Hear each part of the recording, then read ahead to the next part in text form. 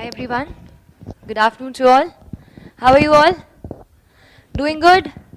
Some of you have met, some of you I haven't. So you've listened to everyone here.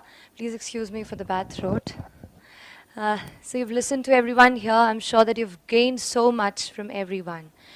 So यहाँ पे बैठ के I was just contemplating कि कुछ तो छोड़ दो यार, मुझे भी बोलना है, मुझे भी बोलना है. जब मुझे पता चला कि मेरी 5th रैंक आई है, जाहिर सी बात है मैं बहुत ज़्यादा खुश थी.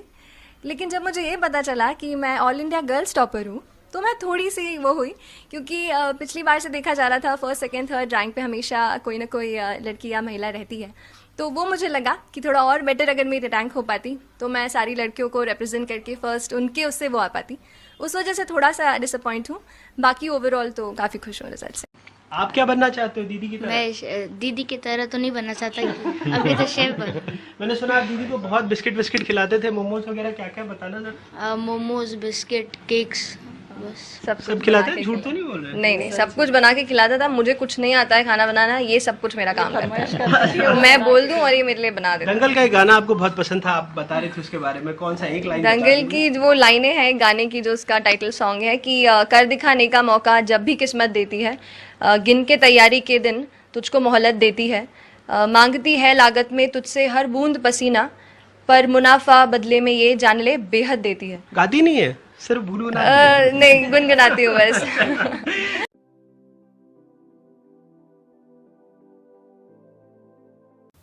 देखिए एक बात क्लियर है, यूपीएससी मैराथन है. मैराथन है क्योंकि प्रीलिम्स है, उसके बाद यू क्वालिफाई, फिर मेंस है, फिर पर्सनालिटी टेस्ट है. एक साल की तो पूरी एग्जाम है. और उसके पहले if you preparing from 1 year or so, you have a marathon. But your every single day is a sprint. हर दिन तेज भागना है. दो मैंने एक नेमोनिक सोचा था, M और P. तो I will talk about 2 M's and 2 P's. ठीक है, तो आपको याद भी रह जाएगी चीज़. ठीक है, तो पहले P से स्टार्ट करते हैं. The first P is about productivity, कि कितना हम टाइम अपनी पढ़ाई को दे रहे हैं और उससे हम कितना आउटपुट ले पा रहे हैं, है ना. कई बार ऐसा होता है कि हम 10 से 12 मतलब है ना बिल्कुल गिन करके बैठे हैं, सुबह से इतना टाइम लगा रहे हैं, पर फिर भी अगर हम एंड में देखते हैं तो हम उतने टेस्ट सॉल्व नहीं कर पाते. क्या आपके साथ ऐसा हुआ है? तो ये चीज़ का प्रॉब्लम है. मेरे साथ भी होता था ऐसा ही. ये प्रोडक्टिविटी की प्रॉब्लम है. टाइम हम उतना लगा रहे हैं पर उतना रिजल्ट नहीं मिल पा रहा है. तो उसके लिए तो एक चीज़ ये कि मैंने कि जितने भी डिस्ट्रैक्शन हमारे एनवायरनमेंट में होते हैं, जैसे कि हमारा फ़ोन सबसे बड़ा, उसका जो यूट्यूब का ऐप है, उससे जो रिकमेंडेड वीडियोस में हम चले जाते हैं, उन चीज़ों को थोड़ा सा मैंने कम किया. उसके अलावा और भी जितनी चीज़ों में हम इन्वॉल्व रहते हैं इंटरनेट पर पढ़ाई के अलावा, उनको मैंने थोड़ा सा लिमिट करने की कोशिश की. और दूसरी चीज़, कहीं ना कहीं अपने आप को एक थोड़ा सा टाइम टेबल में बांधने की कोशिश की. हमारा हर दिन अलग होता है ना. कभी किसी दिन पढ़ने का मन करता है, कभी किसी दिन पढ़ने का मन नहीं करता है, लेकिन फिर भी हमको एटलीस्ट 5 to 6 hours मैं कहूँगी, अगर आप किसी भी एग्ज़ाम की तैयारी कर रहे हैं.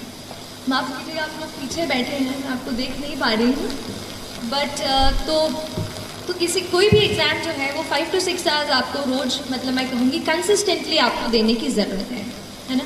और उसके लिए आप अपना एक कुछ छोटा सा रूटीन, भले ही सोने के पहले आधा घंटा अपना दिन जो है दूसरा वो आप प्लान कर लीजिए, क्योंकि हर दिन नया होता है. अगर एक दिन आप टाइम टेबल बना दिया, यहाँ से यही करूँगा, और एक वीक आप सोचो कि फॉलो हो जाए, तो मुझसे वो फॉलो नहीं हो पाता था. तो मैं ये करती थी कि सोने के पहले थोड़ा सा आधे घंटे में कल क्या क्या टॉपिक्स पढ़ने हैं, क्या क्या चैप्टर्स कवर करने हैं, वो सब एक बार मैं लिख लिया करती थी. तो प्रेपरेशन में अगर यूपीएससी स्पेशली बात करूँ तो मेरे पूरे प्रेपरेशन के 2 इम्पॉर्टेंट पिलर्स रहे. एक था करंट अफेयर्स. करंट अफेयर्स इसलिए एक इम्पॉर्टेंट पिलर है क्योंकि ज़्यादातर एग्जामिनेशंस आप देखेंगे तो बहुत ज़्यादा आजकल ना डायनामिक होती जा रहे हैं, कि वो ये नहीं जानना चाहते कि चलो शाहजहाँ ने बना दिया ताजमहल, वो तो हमें पता है, अब उसकी आगे की बात करो. तो अब जो डायनामिज्म एग्ज़ाम में आ रहा है उसके लिए करंट अफेयर्स पे आपकी पकड़ अच्छी होनी चाहिए. और करंट अफेयर्स के लिए मैंने न्यूज़पेपर को जो है सबसे ज़्यादा अच्छे से पढ़ा. पहले इंडियन एक्सप्रेस मतलब पहले तो द हिंदू पढ़ती थी, फिर जब इंटरव्यू मेरा पास आया तो फिर मैंने द इंडियन एक्सप्रेस भी शुरू किया पढ़ना। और जो भी आप हिंदी माध्यम में अगर कुछ बच्चे दे रहे हो तो आप उस तरीके के न्यूज़पेपर पढ़ सकते हैं, लेकिन न्यूज़पेपर आप हमेशा पढ़ें, क्योंकि न्यूज़पेपर बहुत ज़्यादा अपने आप को चीज़ों को समझने में, हमारे आसपास एनवायरनमेंट में क्या चल रहा है वो पता करने के लिए आपको हेल्प करेगा। करंट अफेयर्स को मैं इसलिए स्ट्रेस कर रही हूँ क्योंकि मैंने ज़्यादातर अपनी प्रिपरेशन करंट अफेयर्स से खींच के की। जैसे कि एक एग्जाम्पल के लिए देख लीजिए कि कहीं आपने पेपर में पढ़ लिया कि कोई एक एनिमल है जो मतलब जिससे ना पोचिंग, आप पोचिंग समझते हैं, पोचिंग हो रही है उसकी, and you know poachers are being caught, कि पकड़ लिया गया है जो भी इसके शिकार कर रहे हैं, ठीक है। तो या तो हम ऐसा कर लें कि इसका नोट बना लें कि ये एनिमल है, इसका शिकार हो रहा है और पकड़े गए, खत्म। या तो फिर आप एक काम करें, आप देखें कि वो एनिमल कौन सा है, इंटरनेट पे फटाफट गूगल सर्च किया, पता किया उसका IUCN स्टेटस क्या है। IUCN स्टेटस पूछता है ना, क्रिटिकली एंडेंजर्ड है कि क्या है, एंडेंजर्ड है, एक्सटिंक्ट हो गया है, क्या है, वो आपने पहले से सर्च कर लिया। फिर आपने देखा कि उस एनिमल वो कहाँ पाया जाता है, कौन से नेशनल पार्क में इट इज़ फाउंड। अच्छा चलिए असम में मिलता है, तो असम में और कौन से नेशनल पार्क हैं। मतलब एक पॉइंट पकड़ के न्यूज़पेपर का आपको उसके साइड में जितनी भी चीज़ें हैं वो उसी वक्त कवर कर लेंगे। उससे होगा क्या, उस दिन का आपका एनवायरनमेंट का एक सेक्शन कवर हो जाएगा। ऐसा करके पॉलिटी हो गई, या फिर जो भी हम जैसे हम साइमल्टेनियस इलेक्शन के बारे में पढ़ते हैं, या फिर और भी प्रेसिडेंशियल पार्लियामेंट इलेक्शंस के बारे में पढ़ते हैं, उनसे रिलेटेड जो भी न्यूज़पेपर में आ रहा है, फिर आप उसकी और डीप में स्टडी कर रहे हैं, है ना। एक ये चीज़। जो दूसरा मेरा प्रिपरेशन का पिलर था वो था टेस्ट्स। देखिए पढ़ते तो हम सब हैं, लेकिन हमें पता कैसे चले कि हमारा स्टैंडर्ड क्या है। देखिए अगर हम अभी आपसे बात कर रहे हैं तो वहाँ कोई दिल्ली में बच्चा बैठा है जो पॉलिटी की लक्ष्मीकांत खोल करके दूसरा पेज पूरा रट रहा होगा, बात सही है। तो वो जो है ना, टाइम का हमेशा याद रखिए, टाइम हमेशा याद रखिए कि आपका टाइम सबसे ज़्यादा ज़रूरी है। अगर आप अपना वक्त निकाल कर इस पढ़ाई को दे रहे हैं, हमारे लाइफ के हम कलरफुल यूथ के ईयर्स अगर हम पढ़ाई को दे रहे हैं तो अपना 100% दीजिए। और टेस्ट्स आपको ये बताएंगी कि आपका स्तर क्या है प्रिपरेशन।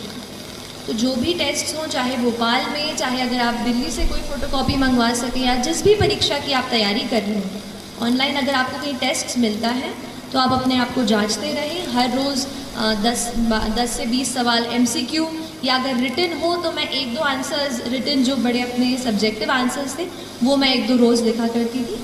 तो उससे मुझे आइडिया होता था कि मैं किस स्टैंडर्ड का लिख रही हूँ और क्या उससे मेरा कुछ चांस है सिलेक्शन का। तो ऐसा अपने आप को आप जांचते रहिए। तो हमने 2 पीस कवर कर लिए, है ना। पहला पी कौन सा था? अच्छा, मतलब आप सुन रहे हैं मेरी बातें, अच्छी बात है। दूसरा था प्रिपरेशन। अब थोड़ा सा पी हो गया है तो M की बात कर लेते हैं। एक M मैंने जो हमें दिमाग में चीज़ जो है हमारे पुश करता है। अच्छा, इसके पहले मैं M की तरफ आऊँ, एक चीज़ बताऊँगी कि किसी भी एग्ज़ाम की जब हम प्रिपरेशन करते हैं उसके 2 पहलू हैं। एक, आप क्या पढ़ते हैं, कौन सी किताबें पढ़ते हैं, कितने टेस्ट लगाते हैं, कितने घंटे देते हैं, ठीक। दूसरा है एग्ज़ाम में कि आप मेंटली क्या सोचते हैं, क्या आप कॉन्फिडेंट हैं कि आप एग्ज़ाम क्रैक कर सकते हैं, आप साइकोलॉजिकली कितने स्ट्रांग हैं कि आपका मन नहीं कर रहा है उठने का पर फिर भी आप उठते हैं। वो चीज़ है आपका मेंटल करेज, और उसको आपको बिल्ड करना बेहद बेहद ज़रूरी है।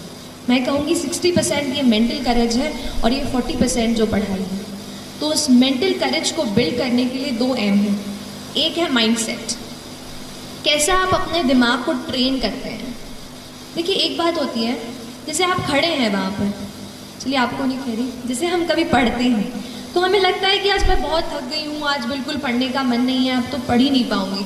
तो ये क्या है, आपका दिमाग आपको बोल रहा है कि आप नहीं कर सकते, आप नहीं कर सकते। हम अपने दिमाग से कई बार कंट्रोल हो जाते हैं। हमें करना ये है कि हमें अपने दिमाग को कंट्रोल करना है। हमें उसको बताना है कि नहीं, आज अगर मैंने सोचा है कि मुझे ये चैप्टर कंप्लीट करना है तो मैं करके रहूँ। तो आपको अपने दिमाग को कंट्रोल करना होगा, ठीक है। जब तक हम अपने माइंड को, अपने हार्ट को नहीं एक जगह फोकस कर पाएंगे, तब तक हम अच्छे से फोकस नहीं कर पाएंगे। अपने दिन को कंट्रोल करना बेहद ज़रूरी है। You know, first of all, just find out कि आपका time जाता कहाँ है. Many a times we don't know, time just flies. Went to the class, given the test, खत्म. खाना खाया, थोड़ा entertainment किया, and it's done. ऐसा मत होने दीजिए. Just control your day. Find out कि every single day what's happening in my day. Okay? And in that day you have to structure it. Like I used to start with reading the newspaper. थोड़ा सा boost of the day हो जाता है. So I started with reading newspaper. And then थोड़ा सा उससे note making किया editorial से. Then I moved on to the static portion. तो ये चीज़ आप अपने आप को ज़रूर बताते रहिए. और जो दूसरा एम की मैं बात करती हूँ वो है मोटिवेशन. तो कई बार ऐसा पूछते थे. मैं भी जब पढ़ रही थी तो इंटरनेट पे ऐसे यूट्यूब पे सर्च करती थी हाउ टू स्टे मोटिवेटेड. तो लेकिन वो चीज़ मुझे बाद में समझ आई कि बाहर का कोई इंसान मुझे नहीं बता सकता कि how will I stay motivated. तो फिर थोड़ा अंदर मुझे झांकना पड़ा और तब मुझे समझ आया कि मैं कैसे मोटिवेट हूँ. तो फिर जब आपको मन करे ना कि आज तो हो गया, आज बहुत पढ़ाई करी, तब अपने आप से पूछो कि ऐसा क्या है जिसने मुझे पुश किया कि मैं ये करियर चुनूँ. ऐसा क्यों है कि मैं SSB के एग्ज़ाम के लिए बैठ रही हूँ या बैठ रहा हूँ. Why is it. अगर आपका वाई तगड़ा है ना तो आप पूरी जर्नी से अच्छे से निकल जाओगे. इसलिए अपने वाई को, why do you want to join the civil service, why do you want to clear this exam, that is very very important. So don't start कि अगर करूँगा तो अच्छा वो मिल जाएगा, प्रेस्टीज मिल जाएगी. अगर आप प्रेस्टीज को सोच कर अगर आप सिविल सर्विस का एग्ज़ाम देने जा रहे हैं तो माय डियर फ्रेंड्स ज़्यादा दिनों तक वो आपको मोटिवेट नहीं रख पाएगा. मोटिवेशन आपको कहीं ऐसी जगह से आना चाहिए कि अगर आप कहीं जा रहे हो, किसी बच्चे को देख रहे हो, किसी दुकान पर काम करते हो, तो क्या आप ये सोचते हैं कि वो बच्चा वहाँ पे नहीं होना चाहिए, वो बच्चा अभी स्कूल में होना चाहिए. क्या हम कुछ कर सकते हैं अपनी पढ़ाई से? क्या हम किसी ऐसे पोजीशन पे पहुँच सकते हैं कि उस बच्चे को वहाँ से निकाल कर स्कूल में भर्ती करा दें? तो ये चीज़ आपको मोटिवेट करनी चाहिए. तो इतना छोटा सा एकदम इतना सा पेज पे मैंने एक डेफिनेशन कहीं से बना के अच्छी से वो लिखी.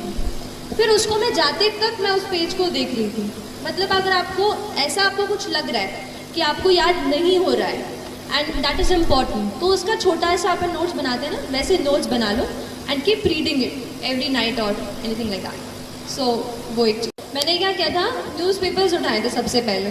तो कॉलेज जाती थी, बस में एक न्यूज़पेपर शुरू में आधा, आते टाइम आधा, ऐसे करती. क्योंकि कॉलेज के साथ मैंने प्रिपरेशन किया तो टाइम एकदम है ना पूरे दिन का भी मुझे कम मिला. तो मैंने कोशिश की कि जहाँ भी ट्रैवल जैसे कर रहे हैं, हम कई बार ईयरफोन्स लगा लेते हैं, तो अब पढ़ने लगे तो ईयरफोन्स की जगह पे न्यूज़पेपर निकाल लीजिए. ऐसा थोड़ा सा एडजस्टमेंट कीजिए, अपना एनवायरनमेंट चेंज कीजिए पढ़ाई का. ह्यूमैनिटीज़ को स्पेसिफिक लेके जो क्वेश्चन है कि हाँ बोरियत आएगी, मैं भी हिस्ट्री पढ़ते पढ़ते सो जाती थी, और ज्योग्राफी तो आप पूछो ही मत कैसे मैंने पढ़ा है. तो ठीक है, तो ऐसा होगा आपके साथ भी. बट न्यूज़पेपर से शुरू करो, वो चीज़ें आपको इंटरेस्ट दिलाती हैं. ठीक है, जैसे कोई चीज़ आप पढ़ते हो कि ये जो है ना, आज कौन सा डे है बताइए आप मुझे. हाँ, आज वर्ल्ड हेरिटेज डे है, राइट.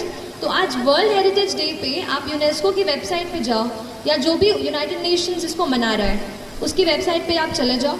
आज उनके इसमें आपको देखो कि अलग अलग फोटोग्राफ्स, बहुत सारी चीज़ें आपको मिलेंगी. So you can learn the UNESCO world heritage sites आज ही. समझ लो, अपने आप को आपको कहीं ना कहीं इंटरेस्ट डेवलप करना पड़ेगा. ज़रूरी नहीं है बिल्कुल कि बुक खोल के बैठे तो इसको ही कवर करना है. इंटरनेट से हेल्प लो.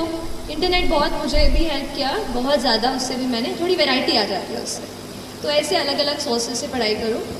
और जैसे अगर हिस्ट्री बोरिंग लग रही है तो कभी उसके साथ कोई और ऐसा सब्जेक्ट का कॉम्बिनेशन बना लो जो आपको इंटरेस्टिंग लगता हो, है ना. तो अपने आप को रिवॉर्ड दो. कभी एक चॉकलेट खा लो रात को, पढ़ाई अच्छी कर ली हो तो. किसी को आइसक्रीम पसंद है वो खा लो.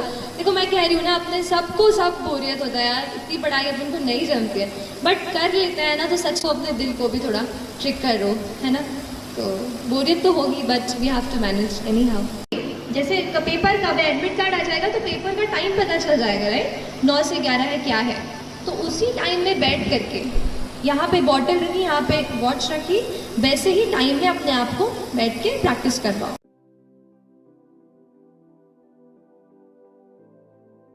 कि मैंने केमिकल इंजीनियरिंग से ग्रेजुएशन किया है, लास्ट ईयर कंप्लीट किया. तो बहुत मन में सवाल थे. अब मेरे साथ ऐसा था कि ऑप्शनल में केमिकल इंजीनियरिंग अवेलेबल नहीं था, तो I had to choose something else. तो मैंने पहले सोशोलॉजी चूज़ किया और उसकी किताबें पढ़ी, लगा यार इंटरेस्टिंग है, पढ़ते हैं. अगर बुक लिस्ट पे आऊँ तो मैंने ट्रायल एंड एरर से बुक्स ढूंढी हैं, किसी टॉपर्स ने सजेस्ट की थी, उनकी बुक्स देखी और फिर कुछ खुद ही मैंने पढ़ के उनके नोट्स बनाए। तो पेपर 1 के लिए तो काफ़ी सारे, जैसे हैरलम्बस एंड हील्ड तो सब पढ़ते हैं, जो ऑरेंज वाली पतली किताब आती है हैरलम्बस एंड हील्ड, वो एक मैंने पढ़ी थी। और अगर पेपर 2 पे आ जाऊँ सीधा, जो आपके क्वेश्चन पे, कि काफ़ी डायनामिक है, तो नंबर 1 न्यूज़पेपर्स तो आपको पढ़ना है बहुत तरीके से, क्योंकि न्यूज़पेपर्स में कुछ ऐसी चीज़ें आप पढ़ लेते हैं which you can directly quote in your answers. कैसे चूज़ किया, जैसे मैं ये टच कर ही रही थी अभी पिछले सवाल में कि केमिकल इंजीनियरिंग नहीं था ऑप्शन में, ठीक है, तो मुझे कुछ और ही चुनना था। अब केमिस्ट्री ना बहुत अलग हो जाती है केमिकल इंजीनियरिंग से, तो फिर मैंने कुछ ऐसा सब्जेक्ट 2 मेरे दिमाग में थे, one was political science, the other was sociology. So I bought the books of both the subjects. Initial जो बुक्स होती हैं वो दोनों सब्जेक्ट्स की मैंने खरीदी। आपको भी अगर डाउट आ रहा हो ऑप्शनल में, तो आप 2-3 आपको डाउट आ रहा हो उसकी किताबें आप ले लो, जो बेसिक उसकी बुक्स हैं उनको आप एटलीस्ट एक वीक के लिए पढ़ो। उसके बाद आपको खुद समझ में आ जाएगा कि कौन सा सब्जेक्ट है जिसके साथ में सबसे ज़्यादा टाइम बिता सकता हूँ, क्योंकि ऑप्शनल जो है जैसे यूपीएससी में 500 मार्क्स का है, तो it really makes a change to your score. तो ऐसा ही सब्जेक्ट चूज़ कीजिए विच यू इन्जॉय रीडिंग, जो आपको एक बर्डन ना लगे, है ना। कोई ट्रेंड्स पे या कितना स्कोर कर रहे हैं टॉपर्स, ये सब पे मत जाइए। आपका पर्सनल इंटरेस्ट है, उसके बेसिस पर ही आपको ऑप्शनल चूज़ करना है ना। तो बेसिक बुक्स पढ़िए और थोड़ा एफर्ट ज़्यादा डालना पड़ेगा, अगर इंजीनियरिंग के अलावा हो तो थोड़ा डालना पड़ेगा, पर कोई बात नहीं, है ना। किसने कहा था कि चीज़ें सब आसान होंगी लाइफ में, तो करनी पड़ती है यार। लेकिन सच बताऊँ तो अगर आप थोड़ा सा एफर्ट डालते हैं ना, तो सच में चीज़ें जो है ना, एक ये चीज़ भोपाली वाली कनेक्शन वाली बात बता रही हूँ कि हम भोपाल में रहते हैं, दिल्ली नहीं जाते। मतलब मैं दिल्ली नहीं गई हूँ प्रेपरेशन के लिए, मैंने इंटरव्यू देने के लिए, उसकी प्रैक्टिस करने के लिए दिल्ली गई थी। तो अपन नहीं सोचते हैं कि दिल्ली वाले कुछ अलग पढ़ते होंगे और बहुत सारा पढ़ते होंगे और अपना हो पाएगा कि नहीं। तो ऐसे सवाल मेरे मन में भी थे एंड लेकिन फिर भी कहूँगी कि थोड़ा अपने आप को बांधो, थोड़ा डिसिप्लिन में रहो, थोड़ा सा मोटिवेट रखो, दृढ़ निश्चय रखो, और बड़ा सपना देख लिया है ना तो अपने आप को उसमें पूरा झोंक दो।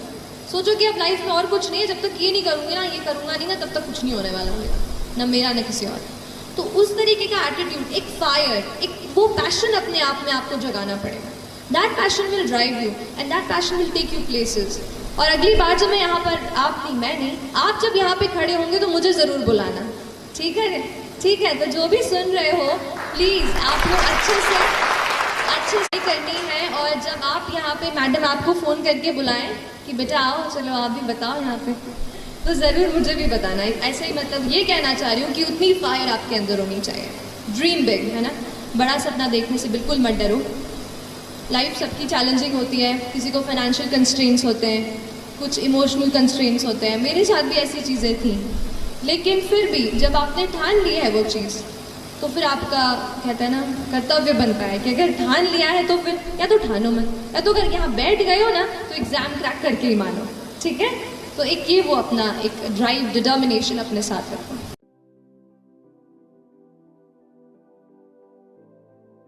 अगर केवल वर्ड लिमिट आरजीपीवी की तरह पन्ने भरने जाएंगे ना तो मार्क्स नहीं मिलेंगे सर, सच बता रही हूँ, मार्क्स नहीं मिलेंगे। मैंने भी आरजीपीवी के एग्ज़ाम 2-2 घंटे में निकाल के आती थी।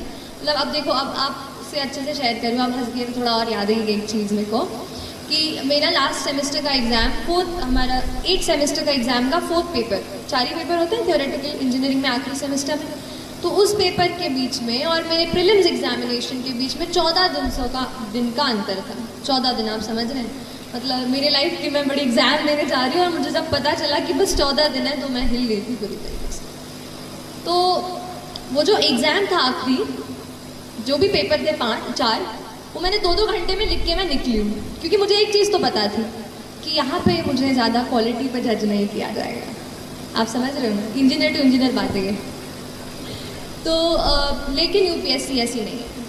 आप कोई और पेपर देंगे, एसएससी, एसएसबी, वहाँ पे वो आपके क्वालिटी ऑफ आंसर पे ही आपको चेक करेंगे। एंड वहाँ पे आप सोचो कि मैं लाइन थोड़ी स्पेस बना के जो है पेज मुझे पूरे भर दूंगा और उसमें पॉइंट नहीं होगा तो आपको मार्क्स नहीं मिलेंगे। ये मुझे कैसे पता चला, जब मैं अपने टेस्ट लिख रही थी, जो आप टेस्ट देख रहे हैं ना, उनमें आप नंबर देख लीजिएगा। शुरू के टेस्ट में आप देख लीजिए मैं कैसा लिखती हूँ, और बाद के टेस्ट में देखिए आप मैं कैसा लिखती हूँ। मैंने खुद ही ये चीज़ समझी, इम्प्रूव की कि मेरे आंसर में वो लोग ये नहीं देख रहे कि मैं कितना दोनों पेज कंप्लीटली भर रही हूँ, वो ये देख रहे हैं कि कितने पॉइंट्स उसमें से निकल रहे हैं। आप समझ गए? तो पॉइंट्स कितने उससे रेलेवेंट क्वेश्चन में जो पूछा गया है। एक तो पहली बात, क्वेश्चन को अपन को 2 बार पढ़ना है, ठीक है। एग्जाम में इतना प्रेशर होता है, एक बार पढ़ लेते हैं हाँ को ना को हाँ पढ़ के आंसर टिक ला के आ जाते हैं, वो चीज़ गलत है। तो क्वेश्चन आप चाहे मेंस का हो चाहे प्री का हो, 2 बार पढ़ो, दिमाग को शांति से दिमाग में घुसाओ, और फिर 10 सेकेंड्स का वक्त लेके फिर शुरू करो आंसर राइटिंग। और ऐसी कोई मेरी वो नहीं रही कि जैसे ज़्यादा स्पेस लूँ या इस तरीके से, ऐसा कुछ नहीं है। अगर आपको ऐसा लग रहा है तो फिर अच्छी बात है, मेरा प्रेजेंटेशन अच्छा काम कर गया है ना। तो बस हाँ, क्योंकि देखो प्रेजेंटेशन भी इम्पॉर्टेंट होता है ना। एक चीज़ पे आ जाती हूँ कि देखो कोई एग्जामिनर आपकी कॉपी चेक कर रहा है, उसे कोई मतलब नहीं है सृष्टि देशमुख कौन है, कोई मतलब नहीं। उसके लिए बस एक गड्ढा है कॉपी का, राइट। अपने लिए वो अपनी पूरी लाइफ की वो है ना मेहनत अब उनको दे रहे हैं। तो आप कैसे दूसरों से अलग आपकी कॉपी चमके, इस बात पे आपको थोड़ा वर्क करना पड़ेगा। तो आपकी कॉपी प्रेजेंटेबल होनी चाहिए, ऐसा नहीं कि बिल्कुल मोतियों के अक्षर लिखने हैं, ऐसा कुछ नहीं है। नॉर्मल आप हैंड राइटिंग लिखो, बट उसको समझ में आ जाए एग्जामिनर को, मतलब उसको चश्मा, अब वो प्रोफेसर्स होंगे उनको ज़्यादा वो ना करना पड़े, दिक्कत ना हो, उनके लिए आसानी हो, ऐसा आंसर लिखो। प्रेजेंटेबल भी हो, थोड़े बहुत, जैसे आपने पूछा था ना कि आप क्या आंसर में करते हो, तो मैंने थोड़े फ्लो चार्ट वगैरह भी बनाए। मैप मैंने सीखा कि कैसे मैं 10 सेकेंड में इंडिया का मैप बना लूँ, तो वो मुझे एक चीज़ काम आई। एक फ्लो चार्ट बनाया, पूरा पॉवर्टी का खत्म हो गया। एटलीस्ट एक बेसिक लेवल हमने एक्सप्लेन कर दिया। फिर उसके बाद डिमांड ऑफ द क्वेश्चन के हिसाब से हम पॉवर्टी को इलैबोरेट कर देंगे कि एग्जैक्टली इसमें पूछा क्या है, ठीक है। जैसे एक क्वेश्चन आया था कि आप रामसर वेटलैंड साइट्स बताइए इंडिया में कौन से हैं, तो इधर मैं लिख देती कि 2 Ramsar wetland sites are Deepor Beel in Assam and Bhojpal lake in Bhopal, ठीक है। मैंने क्या किया, छोटा सा मैंने 10 सेकंड में फटाक से एक मैप बनाया, वहाँ पे असम के साइड पे एक गोला बना के वहाँ लिख दिया दीपोर बिल और इधर लिख दिया भोजपाल लेक। तो उससे क्या हो गया, प्रेजेंटेशन इंप्रूव हो गया। हो सकता है आधा मार्क मैंने वहाँ एक्स्ट्रा चुरा लिया हो। ऐसे करके आपको अपने आंसर्स को इम्प्रूव करना है, और ये प्रैक्टिस से आएगा, है ना।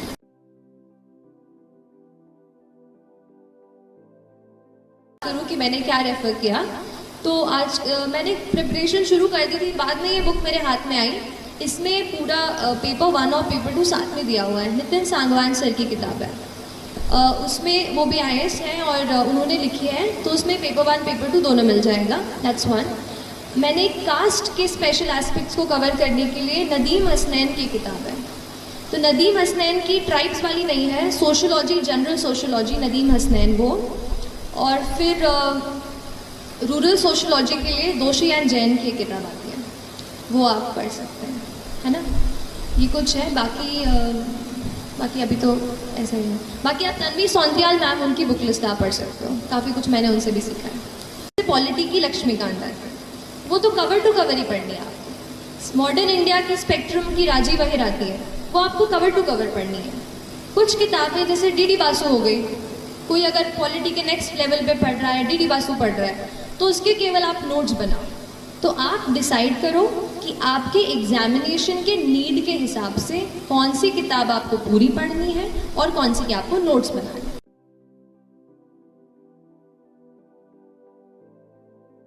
इनसाइट्स ऑन इंडिया एक है, दूसरा IAS बाबा आपने सुना होगा UPSC के लिए वो, और तीसरा फोरम IAS। ऐसे करके मैंने 3 वेबसाइट से मैं जुड़ी रही और उन पे आंसर्स मैं अपने डालती रही, है ना। तो वो चेक करते हैं, आप किसी का चेक कीजिए उनको अपने। और होता क्या है, आंसर्स की बात निकली है तो बताती हूँ, खुद के आंसर में हमें गलती नहीं दिखाई देगी, दूसरे के आंसर में हमें फटाक से गलती समझ में आ जाती है कि ये ना इसने ये चीज़ सही से नहीं लिखी है। तो आप दूसरों के आंसर्स चेक करो और उनको आपके करने दो, तो यू विल बेटर अंडरस्टैंड कि where are you making a mistake.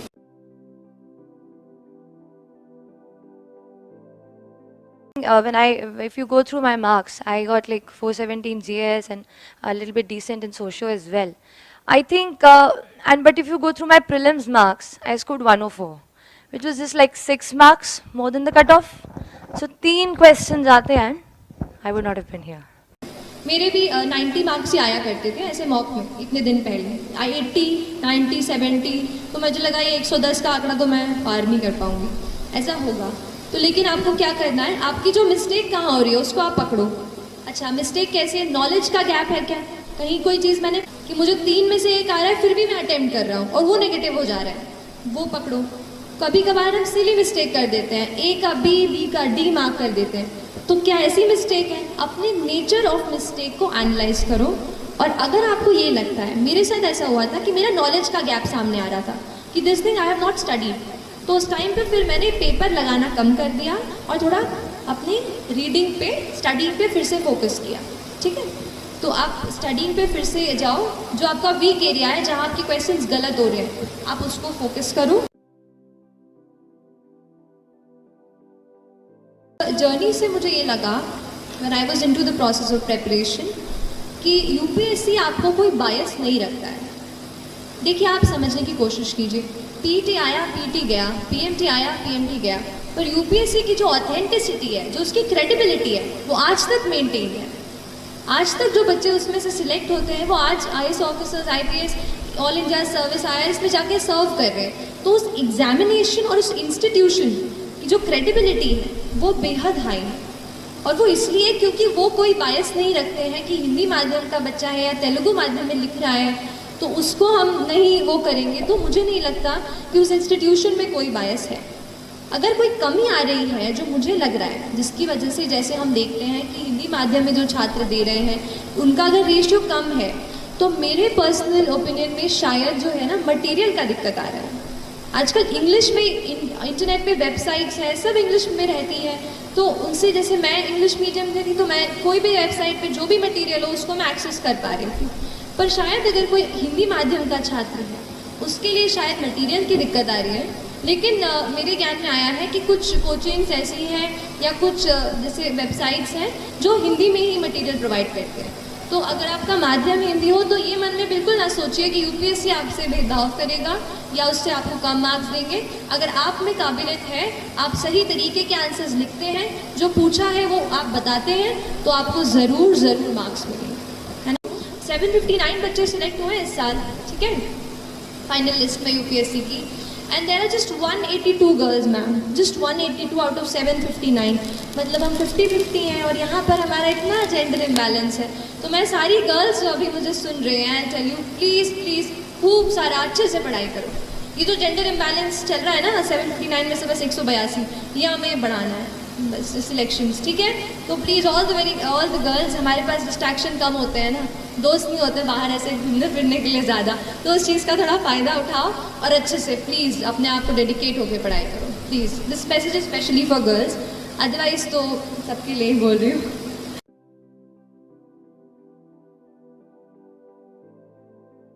एक चीज़ बोलूँगी कि इंटरव्यू बहुत ज़्यादा हाइप्ड है चीज़। आपको मेरा स्कोर कुछ 1068 रहा और उसमें से केवल मेरे 173, मतलब एक बहुत कम रेशियो है जो इंटरव्यू के मार्क्स हैं। तो मैं ही कहूँगी, जब तक आप उस स्टेज पे पहुँचोगे ना कि जब आप इंटरव्यू दे रहे हैं तब आप इतना पढ़ लेते हो कि आप दूसरे का इंटरव्यू ले लोगे, ठीक है। तो नॉलेज में तो कोई दिक्कत नहीं आएगी। अब कमिंग टू द फैक्ट कि यूपीएससी क्या एक्सपेक्ट करता है, देखिए वो आपसे नॉलेज कूद चुका है, वो प्रीलिम्स आपसे पूरा निकलवा चुका है, 100 MCQ आपसे करवा लिए, फिर ना 90 सवाल भी मेंस में उन्होंने सॉल्व करवा लिए। अब उन्हें आपके नॉलेज से इतनी वो नहीं है, डाउट्स नहीं है। अब वो आपको देखकर ये समझना चाहते हैं कि क्या ये कैंडिडेट इज़ ही और शी फिट, कि हम इसको इतनी रिस्पॉन्सिबिलिटी दे पाएँ, क्या इसमें वो इतना पेशेंस है, क्या वो अपने आप को एक्सप्रेस कर पा रहे हैं।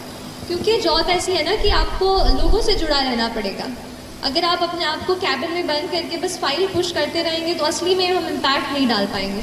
तो क्या वो एक्सप्रेस कर पा रहे हैं अपनी चीज़ को, और कॉन्फिडेंट रहें, क्योंकि देखिए सारी चीज़ें सबको नहीं आती हैं, हम एनसाइक्लोपीडिया तो नहीं है, तो कोई चीज़ रह जाएगी। मेरे भी इंटरव्यू में एक सवाल उन्होंने पूछा था कि कुछ ऐसा पूछा था कि आप केमिकल इंजीनियरिंग से हो तो पॉलीमर्स का एग्रीकल्चर में क्या यूज़ होता है।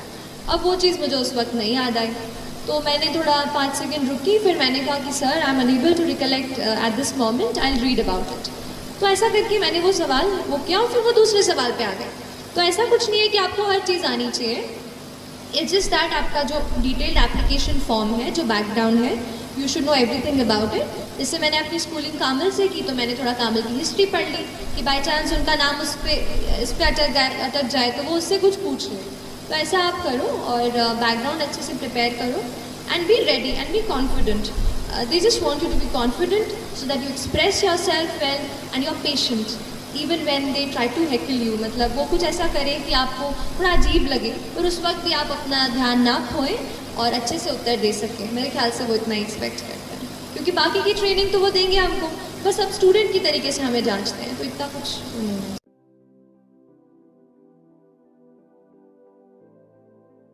अगर यहाँ से अगर आप दो भी चीज़ अगर कुछ अपने प्रिपरेशन में इम्प्लीमेंट करेंगे तो पूरा मेरा यहाँ पे आना पक्के से सफल हो जाएगा, और अभी भी हो गया है।